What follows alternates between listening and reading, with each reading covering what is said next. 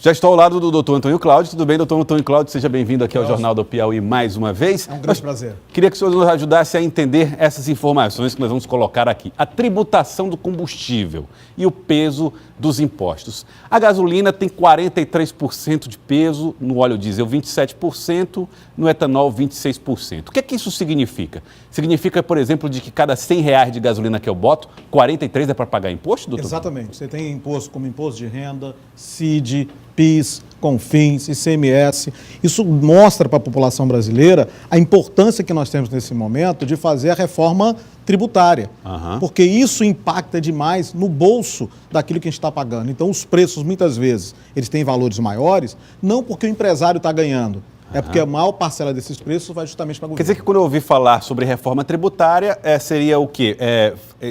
Reestudar os impostos sobre esses produtos? É isso? Estudar uma outra forma desses impostos incidirem nos preços que nós pagamos. Que hoje nós temos metodologias que eu posso reduzir um pouco esses impostos para aumentar o volume pago.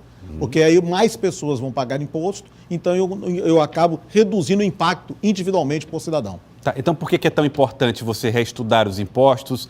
Como é que a economia ganha com isso? Como é que o brasileiro ganha com isso? Veja, quando você tem impostos com valores muito altos, o que acontece muitas vezes? A sonegação ele acaba atingindo níveis muito altos. Então, por ser mais alto, eu tenho um grande grupo de parcela da população que não aguenta pagar. E isso acaba reduzindo o que o governo arrecada. Quando eu consigo redividir isso e colocar alíquotas menores, percentuais menores, a grande parcela da população paga sem perceber. E paga de maneira muito tranquila. Com isso, eu arrecado mais e, individualmente, cada um paga menos. Agora, eu percebo aqui no nossa cartela que tem, olha, gasolina na anterior, só para a gente dar uma exemplificada melhor, tá bom? 43% de imposto sobre o preço da gasolina. No diesel é 27%. Sim. É bem menor. E no etanol, menos ainda. Por que tem essa diferença de percentual de impostos sobre cada um desses combustíveis? Porque o governo, quando preparou essa matriz tributária, ele virou que diesel e etanol, diesel é para estimular a economia, justamente para trabalhar com os caminhoneiros, então eu tenho que colocar um percentual menor para não impactar menos no preço. E o etanol para estimular a produção de biocombustível, que o Brasil tem aí uma capacidade fantástica de trabalho. Então, eu estimulei o etanol, mas não estimulo o consumo do etanol, entendeu? Entendo. É como se fosse uma política meio ambiental, de proteção ao meio ambiente? Exatamente. Eu estou, ao mesmo tempo, produzindo combustível, mas estou reduzindo a incidência de gás do efeito estufa. Que é ecologicamente melhor. Mais correto, exatamente. Tá, então tá aí, o impacto então na gasolina é muito maior. Sim. E o consumo de gasolina também é muito maior. Exatamente, porque o volume maior de consumo de combustível do Brasil é justamente a gasolina, porque os nossos carros são todos basicamente movidos a gasolina. Vamos ver aqui um pouco dos impostos na próxima informação. Aqui, olha só, nós temos o ICMS, que corresponde a aproximadamente 25% a 34% do valor. Esse imposto serve para quê? O imposto estadual, que varia conforme o estado. Para a população entender um pouquinho, né? Nós temos impostos que vão para a União, temos impostos que vão para os municípios e impostos que vão para os estados. No caso do ICMS, é o imposto que fica para o Estado.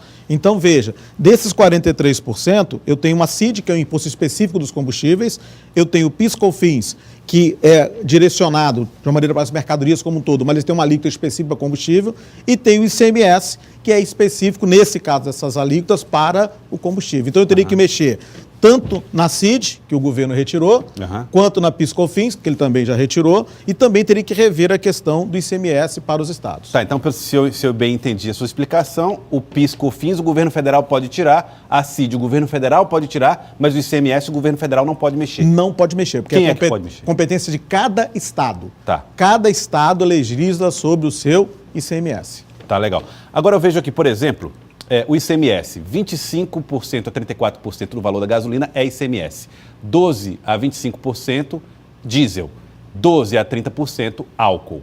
Ok, o ICMS vai para os estados e ele pode gastar como quiser. Exatamente. Não precisa dizer, tem que ser em saúde, tem que ser em educação. Não, o imposto é a arrecadação genérica do estado. Muito bem. Agora, o PIS/COFINS e a CID, para onde vai esse dinheiro? O PIS/COFINS ele vai para a Previdência Social. É uma arrecadação que vai justamente para a Previdência Social. E a CID é uma contribuição que vai especificamente com o governo para investir nas questões que envolvem a produção, a distribuição e organização da parte de combustíveis no Brasil. São direcionadas para aspectos específicos. Ou seja, quando o governo tirar essa arrecadação, provavelmente o outro lado que recebe esse dinheiro para investimento não vai receber, então vai ter que mexer no orçamento. Vai ter que mexer no orçamento? Com certeza. Como? Ou seja, ele vai reduzir o impacto na sociedade. Por exemplo, às vezes eu tenho um programa social dentro da Previdência que eu tinha o dinheiro da COFINS para poder trabalhar. Então, esse programa social ele vai ter que ser reduzido o seu volume, porque ele vai ter menos dinheiro para trabalhar com esse valor. O ministro do Planejamento disse que pode criar imposto novo para cobrir esse rombo. Exatamente, justamente por isso. Por quê? Porque dentro do orçamento, aquilo que o governo pode gastar, ele já está estourado em 130 bilhões. É como se fosse um dono de uma casa, um chefe de família, e eu ganhasse 1.000 e já estou gastando 2.300 por mês. Ou seja, eu nunca vou conseguir pagar minha conta. Então, se eu vou ter que pagar mais uma conta, eu tenho que reduzir isso em algum lugar. Então, o governo vai ter que trabalhar isso ou aumentar os tributos. E o governo já tem uma proposta, né, que é tirar a questão do benefício que eles concederam para algumas empresas, de reduzir a alíquota sobre folha de pagamento de 20% para 2%. Eles vão voltar para 20%. Tá. Uma última questão. Por que o Brasil é autossuficiente na produção de petróleo, mas não consegue baixar o preço do petróleo? Essa é a pergunta que todos fazem, né? Por quê? Porque petróleo é um produto internacional. O preço dele é ditado pelas regras internacionais. E o preço dele é dolarizado.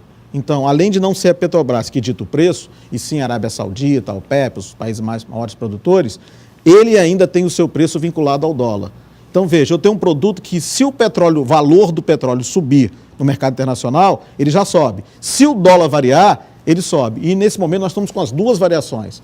O preço do petróleo está subindo, já está em 80, eu acho que 80 dólares o barril, esteve a 70 e pouquinho, 72, e o dólar também está variando em função de questões internacionais. Então, se a Petrobras mantiver essa política de preços de vincular o petróleo ao mercado internacional, ele só vai continuar subindo. Eu fiz uma previsão de que a gasolina chegaria a R$ 6 ao final do ano. Né? Olha. E aí, com a greve, já tem gente vendendo a 7. Pois é, na metade do ano já estamos com a estourada a previsão. Agora, doutor Antônio Cláudio, não tem como fazer uma política intermediária, uma política que possa baixar esses preços, tendo em vista que nós estamos extraindo petróleo aí a 17 dólares, por exemplo? Veja, Joelson, isso é possível? É.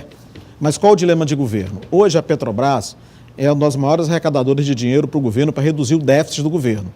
Então, qualquer medida que eu faça na Petrobras, eu reduzo o lucro dela. Então, eu comprometo os seus acionistas, eu vou ter que pagar de alguma maneira. E compromete o próprio governo, porque parte do lucro da Petrobras, depois do final do ano, vem para o governo, que reduz o déficit. Então, o governo está numa sinuca de bico. Sinuca de bico, entendeu? O que ele fizer, ele vai aumentar o seu déficit público ou atrapalha a Petrobras. A minha forma de ver é que a Petrobras tinha que ter uma política de combustíveis para o Brasil, desvinculada da questão mundial. Porque nós não trabalhamos internamente com variação cambial, com dólar. Aqui é real. Então, toda a variação de petróleo brasileiro tinha que ser em cima de real e não de dólar e barril de petróleo. Então, tem risco de inflação se continuar assim. Com certeza. As nossas metas de inflação daqui ao final do ano, as nossas metas de aumento do produto interno bruto estão todas comprometidas. Porque, veja, nós tivemos aí essa greve dos caminhoneiros que não estava prevista. A partir de junho temos qual grande evento no Brasil? Copa do Mundo. Para tudo. E depois tem qual o grande evento em termos de país? Eleição. Então, muitos investidores, por exemplo, que eu atendo, que me consultam, estão dizendo que só vão pensar em investir, seja no Piauí ou seja em alguma região do Brasil, depois da definição das eleições. Então, vão passar 5 meses aí parada a economia. Então, precisamos rever esse tipo de situação. Queria agradecê-lo, doutor Antônio Cláudio. Muito obrigado pela ajuda, tentativa de entender essa política de preços da Petrobras. Obrigado, doutor. Estamos à disposição. Muito obrigado.